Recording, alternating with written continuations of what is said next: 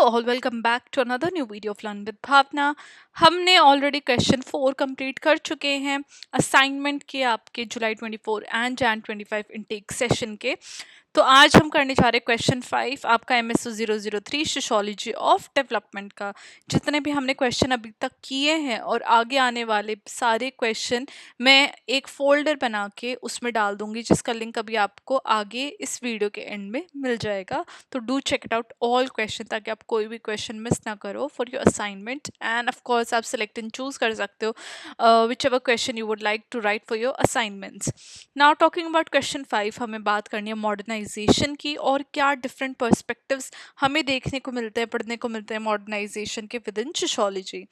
Now starting with the answer, first of all आपको बताने कि मॉडर्नाइजेशन है क्या।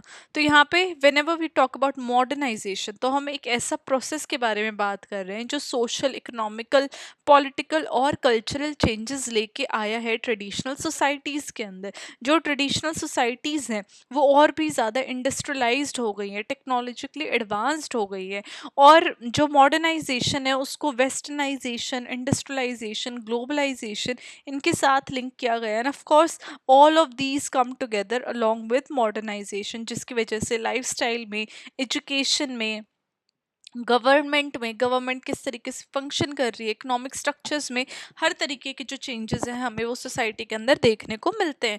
अब सोशियोलॉजिस्ट ने डिफरेंट पर्सपेक्टिव्स अपने दिए हैं मॉडर्नाइजेशन के ऊपर, जहाँ पे उन्होंने मॉडर्नाइजेशन के कॉजेज, इम्पैक्ट और इम्प्लीकेशंस की बात की है within the societies worldwide. Now talking about first theory, that is classical modernisation theory. तो जो क्लासिकल मॉडर्नाइजेशन थ्योरी है वो 1950s एंड 60s में आई थी, जहाँ पे जो जितने भी डिफरेंट सोसाइटीज़ है वो कैसे ट्रेडिशनल टू मॉडर्न सोसाइटीज़ के अंदर ट्रांसफॉर्म हो रही है, टेक्नोलॉजिकल एडवांसमेंट देखने को मिल रही है, इंडस्ट्रियलाइजेशन आ रही है, बहुत ज़्यादा जो इंडस्ट्रीज़ है वो सेटअप हो रही है। अब लोग साइंटिफिक थिंकिंग, रैशनलाइजेशन लोगों के अंदर आ गई है। अब सिर्फ वो रिलीजियस थॉट के ऊपर लोग नहीं रह रहे, but they are more scientific now in their thinking.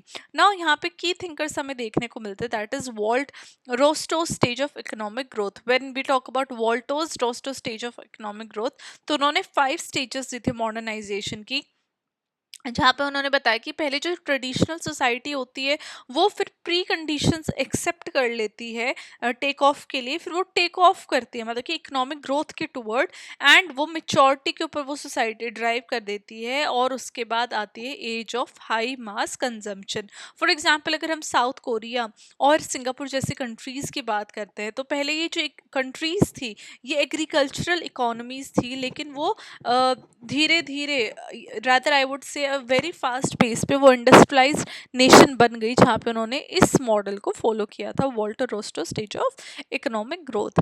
Then second जो हमारे थिंकर आते हैं वो आते हैं टालकेट पार्सन, जिन्होंने पैटर्न वेरिएबल्स प्रोवाइड किए थे। तो पार्सन ने आर्ग्यू किया था कि जितनी भी मॉडर्न सोसाइटीज़ हैं वो डिफरेंट तरीके से हम कैटेगराइज कर सकते हैं, जैसे universalism, achievement based role, rational decision making. जैसे कि जो ट्रेडिशनल सोसाइटीज़ होती है वो पर्टिकुलर और एस्क्रिप्शन बेस्ड के ऊपर रिलाई होती है, लेकिन with in the modern societies हम देख सकते हैं कि जो अचीवमेंट बेस्ड रोल ज़्यादा है, रैशनल डिसीजन मेकिंग लोग करते हैं, यूनिवर्सल पैटर्न हमें इन सोसाइटीज़ का देखने को मिलता है ना। जो क्रिटिक्स है वो बोलते हैं कि जो पर्सपेक्टिव है ये बहुत ज़्यादा यूरोसेंट्रिक है, मतलब कि वो अज्यूम कर रहे हैं कि हर एक सोसाइटी एक पर्टिकुलर वेस्टर्न पाथ ही फॉलो करती है डेवलपमेंट का। ये हमारे जो ये थॉट प्रोसेस है, यहाँ पे इंडिजीनियस नॉलेज को इग्नोर किया गया है और ऑल्टरनेटिव डेवलपमेंट मॉडल्स को भी इग्नोर किया गया है। सेकेंड थ्योरी हमारी आ जाती है dependency theory and critique of modernisation. तो जितने भी डिपेंडेंसी थ्योरिस्ट थे, मेनली जो लैटिन अमेरिका से बिलोंग करते थे, उन्होंने आर्ग्यू किया कि जो मॉडर्नाइजेशन है वो ग्लोबली इनइक्वालिटीज़ क्रिएट कर रही है, जिसकी वजह से जो डेवलप्ड नेशन है सिर्फ उनका बेनिफिट हमें देखने को मिल रहा है और डेवलपिंग नेशन डिपेंडेंट उनके ऊपर रह रहे हैं। अब यहाँ पे जो की थिंकर्स आ जाते हैं, फर्स्ट हमारा आता है Andre Gunder Frank's development of underdevelopment. अब फ्रैंक ने बोला है कि जो कोलोनियलिज्म और कैपिटलिज्म की जो एक्सपेंशन हुई है उसने डेवलपिंग नेशन को बहुत ज़्यादा एक्सप्लॉइट किया है, जहाँ पे उन्होंने उनको प्रिवेंट किया है कि वो अपनी जेन्युइन मॉडर्नाइजेशन को अचीव नहीं कर पाए हैं। यहाँ पे उन्होंने एग्जाम्पल दिया अफ्रीकन नेशन का, जो कि अभी भी इकोनॉमिकली डिपेंडेंट है वेस्टर्न कंट्रीज़ के ऊपर, क्योंकि जो हिस्टोरिकल कॉलोनियल एक्सप्लॉयटेशन हुआ है अफ्रीकन नेशंस का, उन्होंने उनका जो मॉडर्नाइजेशन का जो पार है वो अचीव करने में हेल्प नहीं किया, बल्कि उनको कहीं ना कहीं पीछे ही हटाया है ना। सेकंड आ जाता है यहाँ पे इमानुअल वॉल्सर्टीन वर्ल्ड सिस्टम थ्योरी। तो यहाँ पे वो बोलते हैं कि जो वर्ल्ड है उन्होंने उस वर्ल्ड को डिवाइड किया है डेवलप्ड, सेमीफेरी और पेरिफेरी के अंदर, जहाँ पे डेवलप्ड को उन्होंने कोर बोला है, अंडर डेवलप्ड को पेरिफेरी बोला है, एंड ऑफ कोर्स जो मिडिल नेशंस आ जाते हैं, जो डेवलपिंग आ जाते हैं, वहाँ पे उन्होंने उन नेशंस को सेमी पेरिफेरी बोला है ना। इमानुअल बोलते हैं कि जो मॉडर्नाइजेशन है उसकी जो बेनिफिट है वो कोर कंट्रीज उठाती है, डेवलप्ड कंट्रीज उठाती है, जो कि हमने अभी यहाँ पे एंड्रे गॉन्डे फ्रैंक के भी वर्क में भी देखा। तो again Emmanuel is also saying the same thing, और वो बोल रहे कि जो पेरिफेरी नेशन है, अंडर डेवलप्ड जो नेशन है, उनको वो एक्सप्लॉइट करते हैं अपने बेनिफिट के लिए ना। एग्जाम्पल अगर हम गारमेंट इंडस्ट्री की बात करें बांग्लादेश में, वो वेस्टर्न कॉरपोरेशन के ऊपर रिलाई करती है ताकि वो इकोनॉमिक डिपेंडेंस उनकी जो बांग्लादेश के वो वेस्टर्न कॉरपोरेशन के ऊपर बनी रहे। अब जो इसके क्रिटिक है, इस थ्योरी की क्रिटिक, वो बोलते हैं कि जो ये थ्योरिस्ट हैं ये अंडर एस्टिमेट कर रहे हैं इंटरनल फैक्टर्स को किसी भी कंट्री की, जैसे जो इंटरनली करप्शन हो सकती है, गवर्नेंस हो सकती है इन अंडर डेवलप्ड कंट्रीज के अंदर, जो कि उनको कहीं ना कहीं उनके फुल पोटेंशियल से मीट करने के लिए कहीं ना कहीं पीछे कर देती है ना। जो थर्ड हमारी थ्योरी आती है वो आती है cultural modernisation, change in values and identity. When we talk about cultural theorist, तो हम देखते हैं कि उन्होंने कैसे मॉडर्नाइजेशन की बात की, जहाँ पे वो बोलते हैं मॉडर्नाइजेशन ने सोशल वैल्यूज, आइडेंटिटी और ट्रेडिशंस को टोटली चेंज कर दिया है। यहाँ पे फर्स्ट हमारे आएंगे Ronald Inglehart's post materialistic values theory. तो बोलते हैं कि जो इकोनॉमिक प्रोस्पेरिटी हुई है उसमें हमें एक शिफ्ट देखने को मिला है, जहाँ पे जो मटीरियलिस्टिक वैल्यूज थी, जो कि सर्वाइवल नीड्स थी, वो पोस्ट मटीरियलिस्टिक वैल्यूज में कन्वर्ट हो गई है। अब लोगों को इंडिविजुअल फ्रीडम, इन्वायरमेंटलिज्म, ह्यूमन राइट्स में ज़्यादा इंटरेस्ट है। फॉर एग्जांपल अगर हम स्कैंडिनेवियन कंट्रीज़ की बात करते हैं तो वो सस्टेनेबिलिटी को ज़्यादा प्रायोरिटाइज करते हैं, जेंडर इक्वालिटी को प्रायोरिटाइज कर रहे हैं, बिकॉज अब वो पोस्ट मटीरियलिस्टिक वैल्यूज़ के अंदर आ गए हैं। वहीं पे मैकडोनलाइजेशन थ्योरी आई है बाय जॉर्ज रिट्सर। वो डिस्क्राइब करे कि जो ग्लोबल कैपिटलिज्म हुआ है, एक ग्लोबल टर्म पे, राइट, उसने कल्चर को बहुत ज़्यादा स्टैंडर्डाइज कर दिया है। जो ट्रेडिशनल तरीके से लोग जी रहे थे उसको हटा दिया गया है, और all of the world, through out the world हमें एक स्टैंडर्ड कल्चर देखने को मिल रहा है। इतनी ज़्यादा हमें डिफ्रेंसिएशन नहीं देखने को मिल रही है।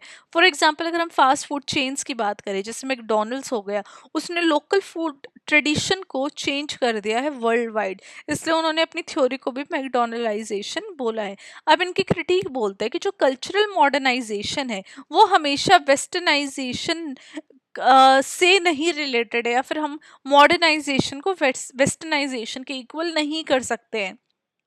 हमें हाइब्रिड कल्चर्स देखने को मिल रहे हैं जो कि ट्रेडिशन को मॉडर्निटी के साथ ब्लेंड करते हुए पाए जाते हैं ना। फोर्थ हमारी थ्योरी आएगी post modernist critique of modernisation.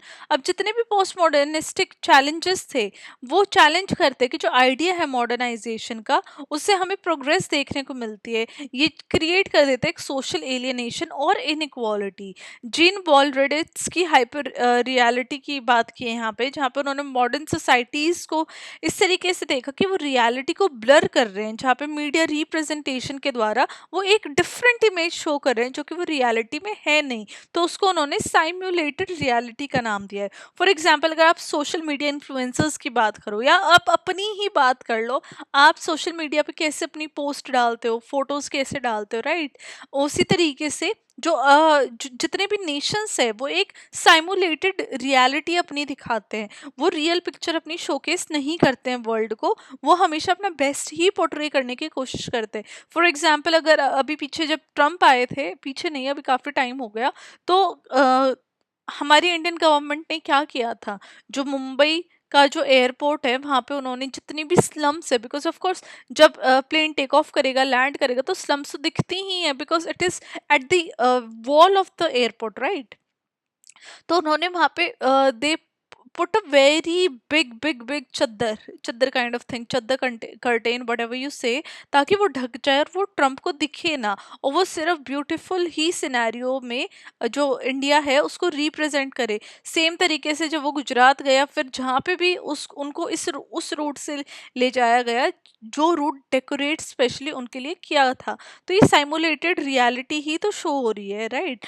तो अपने आप को बेस्ट पोर्ट्रे करना, ये जो सोशल मीडिया इन्फ्लुएंसर्स हैं वो भी अनरियलिस्टिक लाइफस्टाइल के द्वारा हमें यू शो करते हैं, oh we are living the best life, और उस तरीके से वो जो यूथ का परसेप्शन है वो चेंज कर देते हैं। हमें कभी कभार लगता है अरे हम तो क्या ही जी रहे, इतनी बकवास हमारी लाइफ है, but no, we are living our best lives, right? तो कभी भी हमें साइमुलेटेड रियलिटी से कभी भी हमें अफेक्ट नहीं होना है। अब यहाँ पे जो इनके क्रिटिक है, पोस्ट मॉडर्निस्टिक के जो क्रिटिक है, वो बोलते हैं कि जो पोस्ट मॉडर्निज्म है वो कई बार एब्स्ट्रैक्ट बातें करता है और एम्पिरिकल एविडेंसेस कहीं ना कहीं इस थ्योरी के अंदर लैक हमें देखने को मिलते हैं। अब at the end of the answer you have to write conclusion, as I always mention कि आपको अपने हर एक आंसर में कंक्लूजन प्रोवाइड करना है।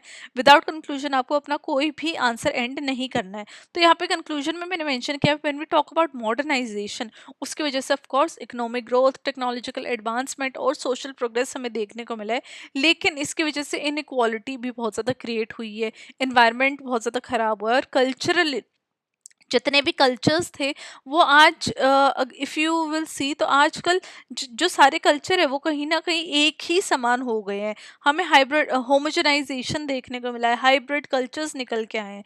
तो एक बैलेंस्ड अप्रोच लानी बहुत ज़्यादा ज़रूरी है, जो टेक्नोलॉजिकल एडवांसमेंट के साथ साथ सस्टेनेबल डेवलपमेंट के ऊपर भी ध्यान दे और कल्चर भी प्रिजर्व हो, ताकि मॉडर्नाइजेशन के बेनिफिट के साथ साथ जो सोसाइटी की जो डाइवर्सिटी है उसको रिस्पेक्ट किया जाए और उस डाइवर्सिटी को मेंटेन किया जाए, राइट? एक ब्लेंड ना हो जाए, सबकी आइडेंटिटी सब एक ही तरीके से ना दिखे, राइट? तो सोसाइटी में डिफरेंशिएशन, नॉट लाइक एक गलत टर्म में डिफरेंशिएशन, बिकॉज अपने जो कल्चरल प्रिजर्वेशन है, कल्चरल जो डिफरेंसेस है वो होने बहुत ज़्यादा ज़रूरी है, तभी तो मज़ा आता है सोसाइटी में रहने का।